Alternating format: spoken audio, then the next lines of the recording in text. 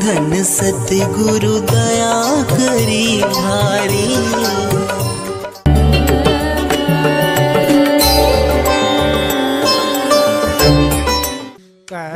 नित्य प्रति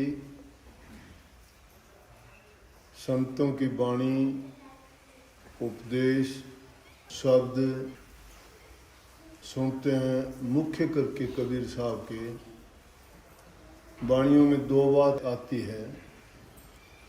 हर शब्द के अंत में कहें कबीर सुनो भाई साहब। वैसे तो किसी भी बात के दो अर्थ निकाल सकते हो, लेकिन दो अर्थ निकालोगे तो उनका भावार्थ अलग होगा दोनों का। लेकिन कबीर साहब की वाणी के जो दो अर्थ निकलते हैं, दोनों का भावार्थ एक ही है। अगर वो उपस्थित साधुओं को संबोधन करके कहते थे तो कहे कबीर सुनो भाई साहब, कि भाई मैं कहता हूँ साधु लोगों आप सुनो वाणी, उपदेश जो मैं कहता हूँ ये शिक्षा। एक अर्थ तो ये हुआ। और दूसरा हो गया कि सबको संबोधन करके कहते हैं कहें कबीर सुनो भाई साधु। किस चीज को साधना? साधना। साधना कहते हो कि अपने कहे में उसको लाना, कि मन को साधा। जैसे एक वाणी में है भी कि सब चीजों को छोड़ के और मन को साधो, तो दोनों का अर्थ भावार्थ एक ही निकला। साधुओं से कहते हैं साधो को वो भी सुनो, सुन के साधो, और जो मन को संबोधन करके कहते हैं तो मन को साधो। इसी तरह से सूरदास की वाणियों में भी ऐसा आया है। सूरदास जी जन्म से अंधे नहीं थे, बाद में अंधे हुए। तो उनकी वाणी में भी कई उनके जो शब्द हैं उनमें है कहें सूर, सिर्फ सूर के नाम से हैं शब्द। वो वाणी लिखी थी सूरदास जी ने। लेकिन बाद में जब अंधे हो गए तो क्योंकि उनका इष्ट श्री कृष्ण जी थे और उनको श्याम के नाम से भी पुकारते हैं, तो उन्होंने सूर श्याम लगाया बहुत सी वाणी, सूर श्याम। तो कहते हैं वो वाणी सूरदास जी ने नहीं, स्वयं श्री कृष्ण जी ने लिखी थी, क्यों वो तो अंधे हो चुके थे। जैसे कृष्ण जी की तरफ से बोलते हैं और कृष्ण जी कहते हैं यशोदा मैया को, मैया दाऊ मोहे बहुत खिजायो, मौसो कहत मोल को लीनो तू जसुमती कब जायो, गौरी नंद जसोदा गौरी तो कद श्यामल गात, चुटकी दे दे हंसर हंसात। तो वो जवाब देती है आखिर में वाणी में कह के सूर श्याम व गोधन की सु हूँ माता तो पूत। सूर श्याम व गोधन की सु, मैं गौ माता की कसम खा के कहती हूँ तू मेरा बेटा है, मैं तेरी माँ हूँ। तो उन वाणियों को कहते हैं, ऐसा सुना है, कोई लेख या कोई प्रमाणिक चीज नहीं है ये।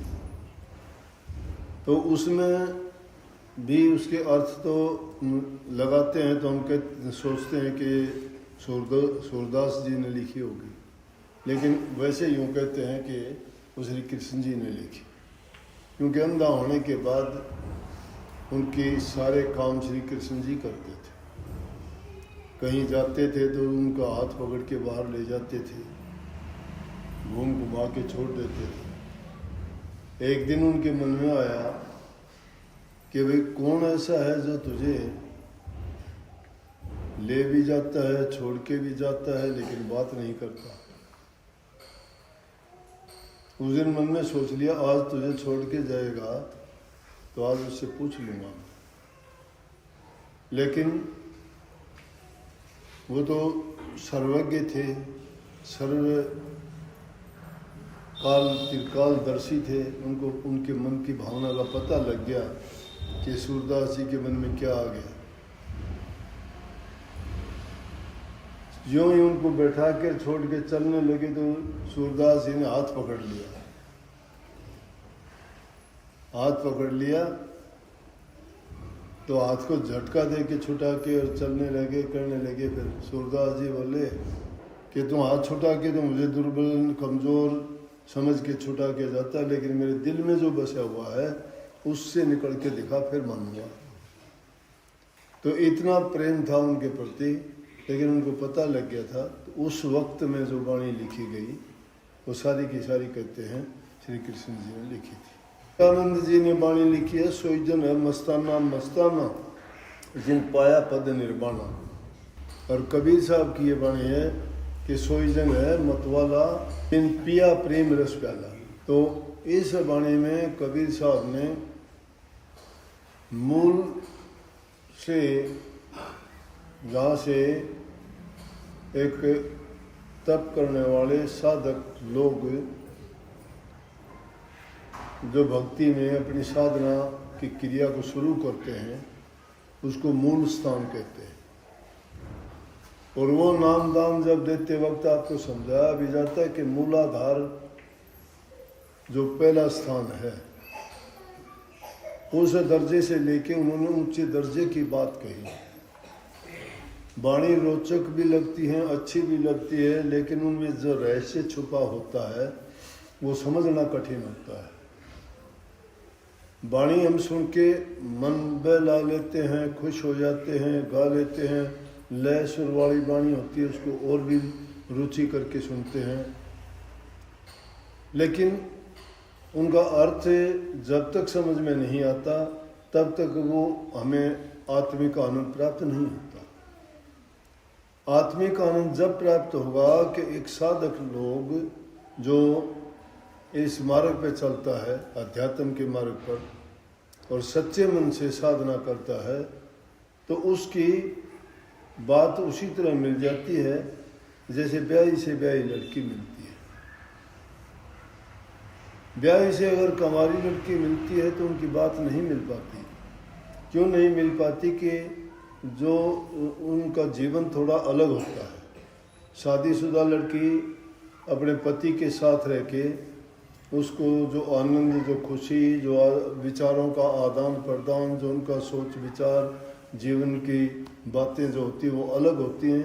कुंवारी लड़की की अलग होती है। तो जो कुंवारी से कुंवारी लड़की मिल जाती है उनका इतना नहीं होता, परंतु ब्याही से ब्याही मिल जाती है तो उन दोनों की बात में बात मिल जाती है। क्यों? उसको भी वैसा ही जीवन बिता रही होती है और वो भी वैसा ही। तो इसी प्रकार से जो साधक लोग अभ्यास में उतरते हैं उनको वो बात जब सुनते हैं, जब उनकी बातों से और जो अनुभव करते हैं उनसे मेल खाता है तो उनको अधिक रुचि आती है। जैसे इसमें और भी उल्ट पुलट करके बातें तो वही बताते हैं कि वहाँ बिन दीपक के प्रकाश होता है, बिन पैरों के वहाँ चलना है, बिन हाथों के वहाँ काम होते हैं, बिन आँखों के वहाँ देखा जाता है, बिन कानों के वहाँ शब्द सुने जाते हैं। यह अकेले कबीर साहब ने भी, नानक साहब ने भी, तुलसी साहब ने भी कुछ ऐसा ही रामायण में लिखा है।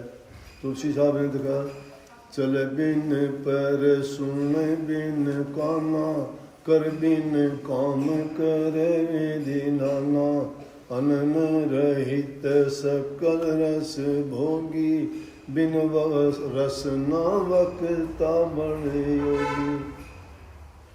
वो यही बात कही है कि जब बिना पैरों के मंजिल तय होती है।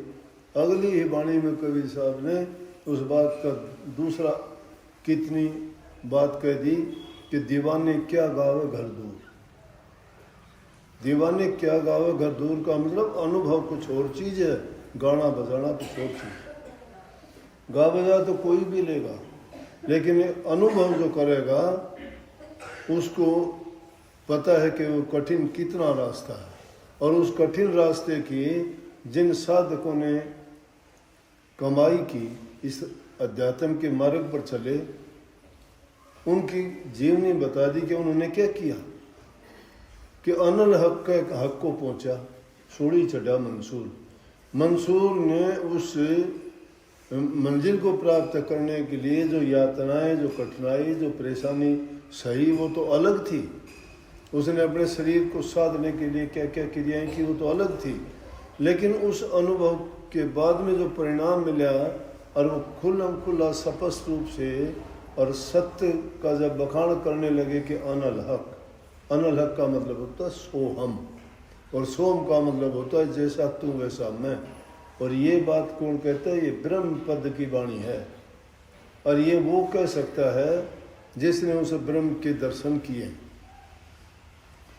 ब्रह्म के दर्शन किए। इस मन और माया के दायरे से बाहर निकलती है और उस सीमा से बाहर निकलते जिसे जब इसको अपना ही रूप नजर आता है तो उस रूप को देख के ये बोल पड़ती है। उस रूप को देख के ये कहती है कि सोहम, सोहम जैसा तू वैसे मैं, जो गुण तेरे में वो गुण मेरे में, कोई अंतर नहीं है। तो इसलिए ये अनुभव करके कहते हैं कि वो अनुभव करना है। कहने को तो कह दिया सोम, हम भी कहते हैं किताबों में मिल जाएगा, लिखा मिल जाएगा, लेकिन सोम के पद पे पहुंचना बड़ा कठिन है। और जो वह अनुभव है कि भाई वहाँ ये चीज़ है, अब कहोगे कि बिन पंथ का रास्ता है, पंथ ही नहीं है तो रास्ता कैसा, पैर ही नहीं है तो चला कैसे जाता है। ये बात है समझने की। दो चीज़ है, सुरत चलती है, नृत्य परखती है, देखती चलती है। एक ही चीज़ होते हुए दो क्रियाएं होती हैं। वो अनुभव जो करते हैं वो अनुभव नहीं होता तो बाहर आके उसको लिखते और वर्णन कैसे करते। तो इसलिए उनके बारे में ये कही, तो उनमें दिखाया तो ये कि वहाँ हमें जो नज़र आता है वो स्थूल रूप में कोई चीज़ नहीं है। हम किस चीज़ को प्रमाणिक मानते हैं? जो इन आँखों से देखते हैं उसको, इसलिए कह दी इन आँखों से नहीं देखा जाता। और प्रमाणिक किसको मानते? जो इन कानों से सुनते हैं। इन कानों से वो वाणी नहीं सुनी जाती, शब्द इन कानों से नहीं सुनते। जो 3 बंद लगाने हैं वो भी बंद इसलिए लगाए जाते हैं दुनिया की तरफ से बंद हो जाओ, ये काम आने वाली चीज़ नहीं है। यहाँ का ना शब्द याद आएगा, ना धुन याद आएगी, ना यहाँ के उपदेश काम आएंगे। वो जो शब्द अंदर में सुनाई देगा वो वाणी है, वो वाणी है, वही धुन है। इसलिए उसको सुनने के लिए इन चीज़ों की हमें आवश्यकता नहीं है। इसीलिए तो कही है कि वहाँ बिन कानों के सुना जाता है, बिन आँखों के दिया जाता है, बिन जीभ के बोला भी जाता है। तो क्या होता है? सब अपने आप ही हो रहा है। क्योंकि ये चीज़ अगर होती तो इन दुनियादारी के लोग प्रमाण मांगेंगे, बता कैसा होता है, दिखा कैसा होता है। मैं मानता नहीं हूँ, मुझे जचता नहीं है। जचती इंसान को कब है? इसीलिए संतों की बात कितने लोगों को जचती है। संत जो कहते हैं वो कितनों को आती है। कबीर साहब ने स्पष्ट कही, तुम कहते हो कागज देखी और मैं कहता हूँ क्यों देखी? अनुभव। तुम कहते हो उलझाउन हारी, मैं कहता सुलझाउन हारी। दुनिया की जितनी बातें हैं वो सारे उलझाने वाली हैं। ये मेरा है, ये तेरा है, ये मैं रखूँगा, रखता कोई किसी का नहीं है, सबका सब यहीं रहता है। लेकिन फिर भी वो छूटता नहीं है। ये भ्रम है, इल्यूजन है ये। और वो जब तक है ये भ्रम हमने, तब तक इसका कोई परिणाम अच्छा नहीं है। तो इसलिए भक्ति के उस मार्ग पर जब चलते हैं तो कहता है सोईजन है मतवाला। लेकिन पिया प्रेम रस प्याला, प्रेम रस प्याला कौन है? गुरु भक्ति का, नाम का। और उस नाम में 3 चीजें मुख्य करके आ जाती हैं, तप, त्याग और साधना। तप का मतलब कठिन मेहनत है। त्याग का मतलब है कि पदार्थों की ओर आदमी का दृष्टि ना जाना, कामनाओं का अंत। और साधना का मतलब है कि एकाग्रचित होकर सिर्फ अंतर में उस मंजिल की ओर बढ़ना। और उसके लिए बढ़ते हैं तो दुनियादारी की पहली चीज़ों को जिनको लत लगी हुई थी पहले वो छुटवाई। अनेकों कारण किए, किसी ने धुने जलाए, कोई पानी में बैठ गया, किसी ने तप किया, किसी ने खाना पीना छोड़ दिया, कोई दूधाधारी हुआ, कोई फल आहारी हुआ, किसी ने अन्न त्यागा, किसी ने वस्त्र त्यागे, अनेक तरह से। फरीद साहब का नाम उसी में आ गया। फरीद साहब ने 36 वर्ष तक तप किया, कुछ हासिल नहीं हुआ, थोड़ी बहुत सिद्धि शक्तियाँ आई, लेकिन जो लोगों ने, जिसने भी कह दिया उसी को सत्य मान के वही किया। किसी ने कह दिया कि कुएं में उल्टा लटक जा, तेरे को तब परमात्मा मिलेगा, उल्टा लटक गया, परमात्मा ये मिलता, मैंने सारी क्रियाएं कर ली तो ये भी मेरे लिए कठिन नहीं है। ये कठिन साधना थी, पैर बांध के, पैर ऊपर की तरफ, सिर नीचे की तरफ, कुएं में लटका हुआ है। कौवे उसके शरीर को, मांस को खाते हैं, चोंच मारते हैं। जिंदा इंसान को अगर कोई चोंच मार के खाए कितना कष्ट होता होगा, फिर भी वो उसे दीवाने थे। वो प्रेम रस प्याला उसने पिया, वो प्रेम रस प्याला पिया तो उनको दुख नहीं हुआ, दर्द नहीं हुआ, पीड़ा नहीं हुई। उनको भी, जानवरों को भी वो ये कह के कहते हैं कि कागा चुन चुन खा लियो मेरे हाडा पर का मासा, दो नेत्र मत ना फोड़ियो मना हरी मिलन की आशा। कि मुझे चाहे तुम सारा खाओ, मेरा मांस खाओ, नोच डालो मेरे शरीर को, बोटी बोटी को, हड्डियां भी खा जाओ बेशक, लेकिन मेरे दो आँख छोड़ देना, ताकि मुझे ये आस लगी हुई है कि मैं प्रभु के दर्शन कर लूँ, उसके बाद चाहे मेरी आँखों को भी खा लेना। ये है वो प्याला पीना। अब हम तो आसानी से कह भी दिया, गा भी दिया, सुन भी लिया, मीठा भी लग गया, अच्छा भी लग गया, लेकिन ये तो नहीं पता कि प्याला कितना कठिन है। वो प्याला कितना कठिन है, कितना आसानी से थोड़ा मिल जाएगा। दूसरे के लिए बहुत अच्छा बोल देते हैं कि हाँ बहुत किया आपने, बहुत किया, इतना कोई नहीं। अरे किया तो उस रास्ते पे चल के कोई भी कर सकता है। हम मन के इच्छाओं के, कामनाओं के गुलाम बन के बैठ जाते हैं, लेकिन ये सत्य तक पहुँचते पहुँचते जब जाते हैं तब जो है सत्य समझ में आता है, तब तक ये दुनिया हमारे लिए खत्म हो चुकी होती है। तब कुछ रह नहीं जाता है जीवन में, तब ये सत्य समझ में आता है, तो फिर इंसान क्या करेगा। वक्त रहते हुए संतों की वाणी को अगर जो चेत लेता है, समझ लेता है और उस मार्ग को अपना लेता है, कोई भागी जीव होते हैं।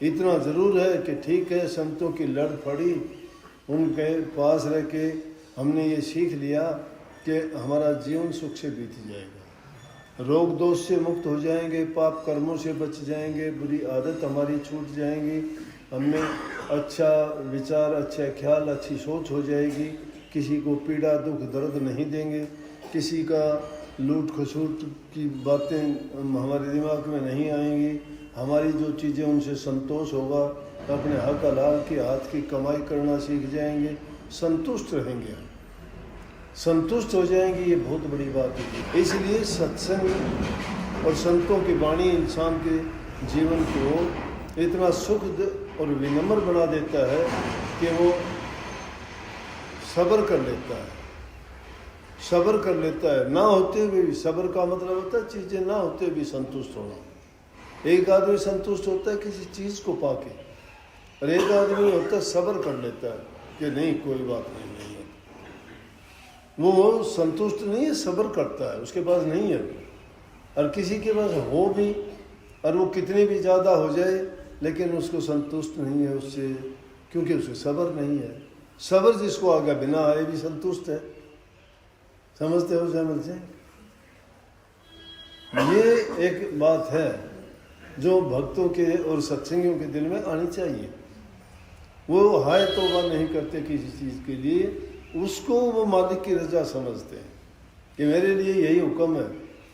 ये वो भाग्य को दोष नहीं देते कि मेरे भाग्य में नहीं है, नहीं, वो संतुष्ट इसलिए है कि वो कहता है मेरे मालिक ने मेरे लिए यही कुछ दिया है तो मैं संतुष्ट हूँ इससे, मुझे चाहिए भी नहीं इससे ज़्यादा। और उससे ज़्यादा कोई कामना कर भी ले तो उसको मिलता भी नहीं है, और इधर उधर से वो प्रयास करता भी है लेने की और ख्वाहिश रखता है, तो वो उसको सुख नहीं दे सकती, उसको कभी सुख नहीं देगी।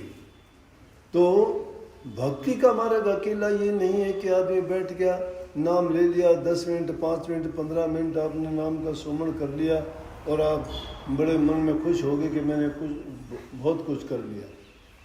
उस मार्ग पर चलने के लिए तो बड़े कठोर जीवन बिताने की आवश्यकता है, लेकिन फिर भी जो सही मायने में सत्संगी हो जाता है तो उसके लिए ये शिक्षा है कि वो जो उसके पास है, जो मालिक ने उसको बख्शा है, उसी में संतोष रख के अपने जीवन को बिताए। बस उसको समझो यही मुक्ति है। उसने उन चीज़ों से, बुरी भावनाओं से, वासनाओं से मुक्ति पाली है, और जिसने वासनाओं से मुक्ति पाली उसने दुनिया से भी मुक्ति पाली है। बुरी आदतें छूट गई, अच्छे गुण उसने अपना लिए, बुरी नीति उसकी नहीं रही, नीयत उसकी साफ हो गई है, तो दिल भी उसका साफ है। उसकी रूह पर कोई किसी प्रकार का वजन और कर्ज नहीं रह जाता। कर्ज जब तक रहता है तब तक इंसान मुक्त नहीं होता। जो मुक्त हो जाता है तो संतों ने उसकी तुलना उस जल में रहने वाली मुर्गी से की है कि जब वो उड़ना चाहे सूखे पंखों से उड़ जाती है, नहीं तो पानी में गोते मारती रहती है, उसकी पंख नहीं उड़ती। इसी प्रकार से हम भी दुनिया में रहते हुए दुनिया के सारे काम करते हैं, लेकिन उन कामों में इतने लिपायमान ना हो, इतने उनके गुलाम ना बने कि उन चीज़ों को छोड़ना हमारे लिए कठिन हो जाए। नहीं, जाना हो तो उनको उसी प्रकार से छोड़ के चल दो जिस प्रकार से मुर्गा भी जल से निकल के चली जाती है। तो जीवन को इस ढंग से इंसान जीना सीख जाता है तो हर प्रकार से संतुष्ट है। नहीं तो किसी को भी देखो, राजा रंक जितने भी हैं, फकीर बादशाह, जिनके पास धन की कमी नहीं, फिर भी सुखी नहीं। और एक भिखारी है, मांगता है, जिसको ज़रूरत नहीं, वो उसी में सुखी है। इसलिए संतों की वाणी बड़ी साफ है। और लेकिन उनको भक्तों को जिनके हम गीत गाते हैं, उन्होंने तो जो भी उन्होंने किसी ने भी कहा, ये नहीं कि उनके गुरु ने ऐसा कहा ना, लोगों ने भी, दुनियादारी के लोगों ने भी ताना मार दिया तो वो काम भी कर दिया। पीपा साहब को रविदास जी गुरु बनाया उन्होंने, फिर कहते हैं रामानंद जी गुरु बनाए उन्होंने। जितने बड़े बड़े संत हुए ये रामानंद जी के चेले थे। रामानंद जी उस टाइम में सबसे उच्च कोटि के महापुरुष हुए हैं। तो पीपा ने बड़ी मेहनत करी, बड़ा तप किया राजा होते हुए, लेकिन फिर भी लोगों ने कह दी उसी प्रकार से जैसे शेख फरीद को कह दिया था। कहने लगे कि पीपा क्यों दुखी होता है, परमात्मा से मिलना है तो सागर में डुबकी मार दे, गोता मार मिलेंगे तुझे। और कहते जल में कूद दिया, क्योंकि उनको लगन उसकी प्राप्त करने की थी। तो कही कि पीपा जल में कूद गया जिनकी बहुत जिठाई, वो नर पाड़ा जीत के जिन तन मन की बाजी लाई। श्रोतागण तुम भी चेतियो धन मंगलानंद कविता बिन चेते खाली डोर है, जाइयो सुकर्म करके। बिन चेते खाली बोर है, बोर बढ़ाई। बिना चेते अगर कोई बात कहते हैं वो बात मायने नहीं रखती, वो खाली है। कुछ सुकर्म करके अगर दुनिया से जाते हो तो बहुत अच्छी बात है, फिर तो मानेंगे कि हाँ कुछ किया। इसलिए हमेशा अच्छा करने की नियत रखो, मन साफ होगा, उसी दिन प्रभु के दर्शन आपको हो जाएंगे मन में।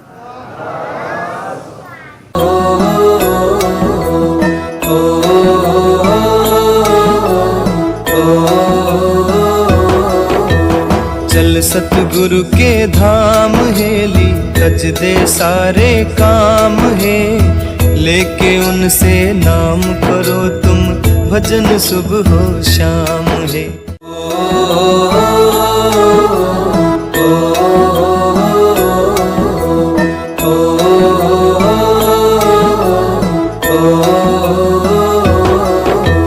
चल सतगुरु के धाम हेली, रच दे सारे काम है, लेके उनसे नाम करो तुम, भजन सुबह हो शाम है।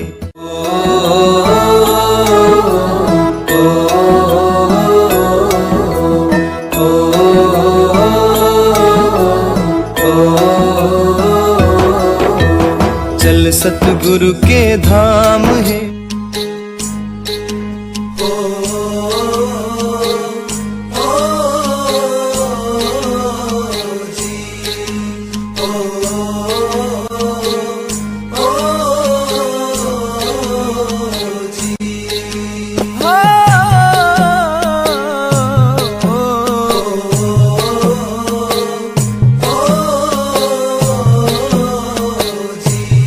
ले ले टिकट नाम की भाई, ये जहाज अमरपुर जागा। ले ले टिकट नाम की भाई, ये जहाज अमरपुर जागा। ये जहाज अमरपुर जागा, ये जहाज अमरपुर जागा। ये जहाज अमरपुर जागा, ये जहाज अमरपुर जागा। ले ले टिकट नाम की भाई, ये जहाज अमरपुर जागा। ले ले टिकट नाम की भाई, ये जहाज अमरपुर जागा। सोने का ये वक्त नहीं है, जाग जाग फिर सोवे ना। हीरों जैसा जन्म मिला है, कोड़ी की तरह खोवे ना। तेरा तुझ में छिपा हुआ है, पत्थर पानी टोवे ना। पूजा पाठ व्रत करो, कितने इनते फायदा होवे।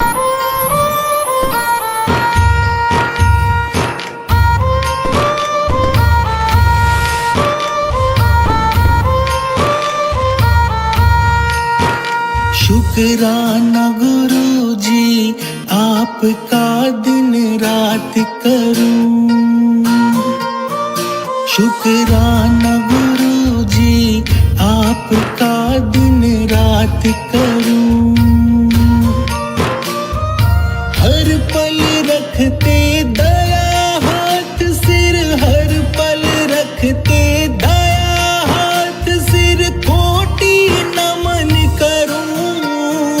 शुक्राना गुरु जी आपका दिन रात करूं।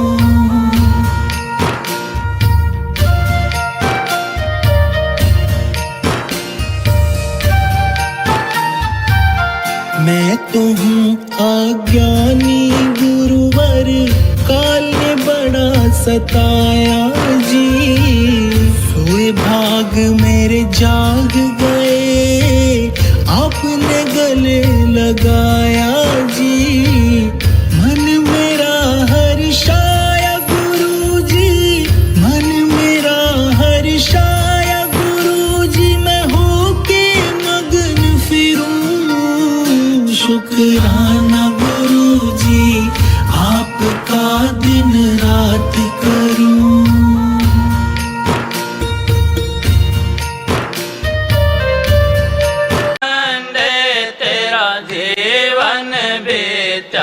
जाता है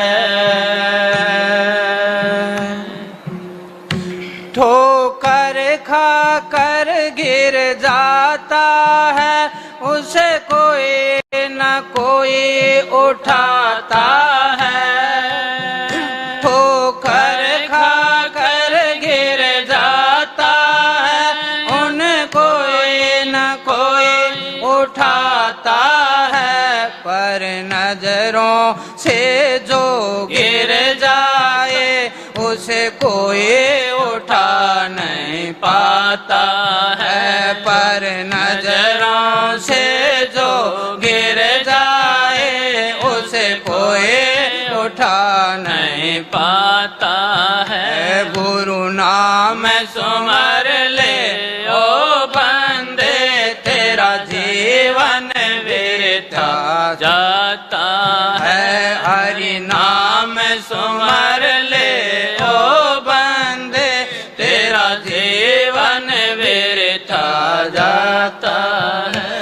तेरा जीवन बीता जाता है, तेरा जीवन बीता जाता है। गुरु नाम सुमर ले ओ बंदे, तेरा जीवन हरि नाम सुमर ले ओ बंदे तेरा जीवन बीता जाता है। जब कोई दाग लग जाता है वो साबुन से धुल जाता है। जब कोई दाग लग जाता है वो साबुन से धुल जाता है।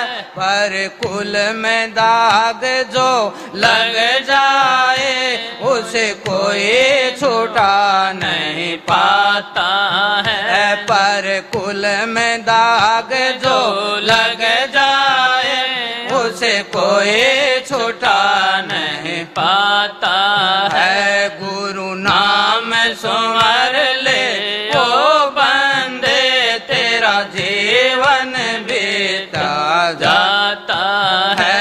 हरि नाम सुमर ले ओ बंदे तेरा जीवन बीता जाता है। तेरा जीवन बीता जाता है। तेरा जीवन बीता जाता है। हरि नाम सुमर ले ओ बंदे तेरा जीवन बीता जाता है। गुरु नाम सुमर ले ओ बंदे तेरा जीवन बीता जाता है। जब वन में आग लग जाती है उसे कोई न कोई बुझाता है। जब वन में आग लग जाती है उन्हें कोई न कोई बुझाता है। पर दिल में आग जो लग जाए उसे कोई बुझा नहीं पाता है। पर दिल में आग जो लग जाए उसे कोई बुझा नहीं पाता है। गुरु नाम सुमर ले ओ बंदे तेरा जीवन बीता जाता है। हरि नाम सुमर ले ओ बंदे तेरा जीवन बीता जाता है।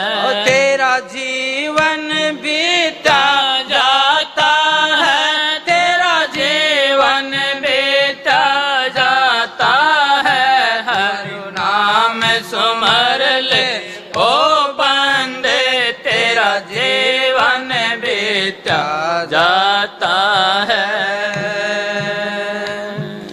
जो अपनी नींद सो जाता है उन्हें कोई न कोई उठाता है। जो अपनी नींद सो जाता है उसे कोई न कोई उठाता है। जो प्रभु की जो उसे कोई न कोई उठाता है। हरि नाम सुमर ले ओ बंदे तेरा जीवन बीता जाता है। गुरु नाम सुमर ले ओ बंदे तेरा जीवन बीता जाता है। जो कर्मों से गिर जाता है उसे कोई उठा नहीं पाता है। जो कर्मों से गिर जाता है उसे कोई उठा नहीं पाता है। पर गुरु की शरण में जो आ जाए वो भव से पार हो जाता है। जो गुरु के शरण में आ जाए वो भव से पार हो जाता है। गुरु नाम सुमर ले ओ बंदे तेरा जीवन व्यर्था जाता है। हरि नाम सुमर ले ओ बंदे तेरा जीवन बीता जाता है। तेरा जीवन बीता जाता है। तेरा जीवन बीता जाता है। गुरु नाम सुमर ले ओ बंदे तेरा जीवन बीता जाता है। हरि नाम सुमर ले ओ बंदे तेरा जीवन बीता जाता है। राधा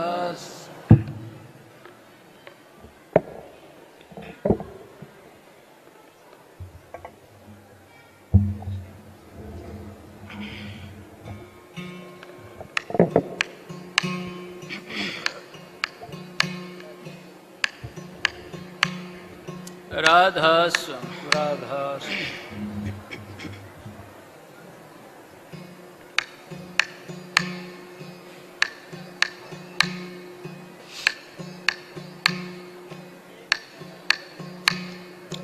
जिनको सतगुरु मिल गए उनके ऊंचे भाग।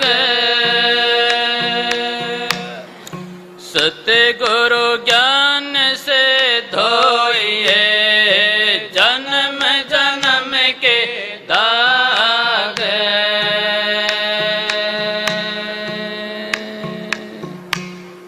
सात दीपना खंड में गुरु से बढ़ाना कोई।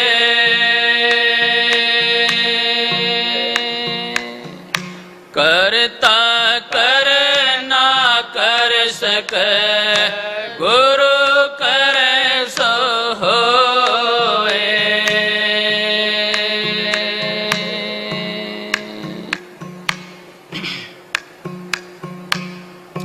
झूठा है संसार सारा। झूठा है संसार सारा। कैसा तेरा नाता रे झूठा है संसार सारा। झूठा है संसार सारा। कैसा तेरा नाता रे झूठा है संसार सारा।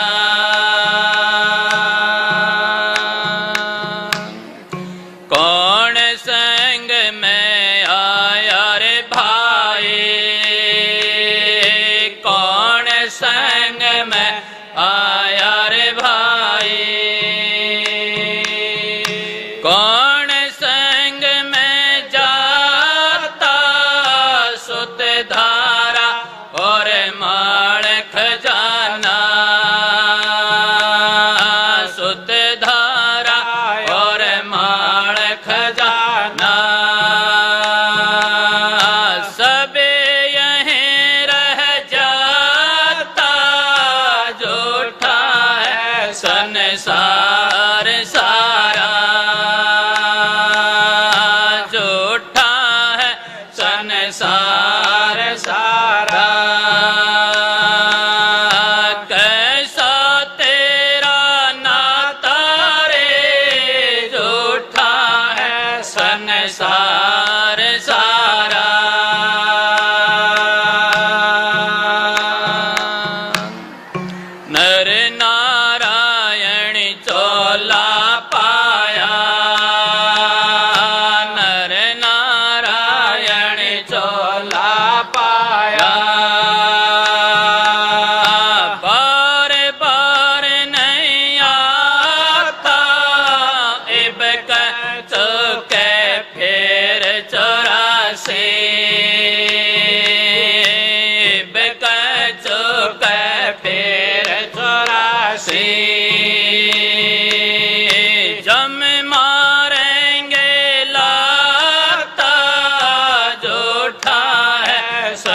संसार सारा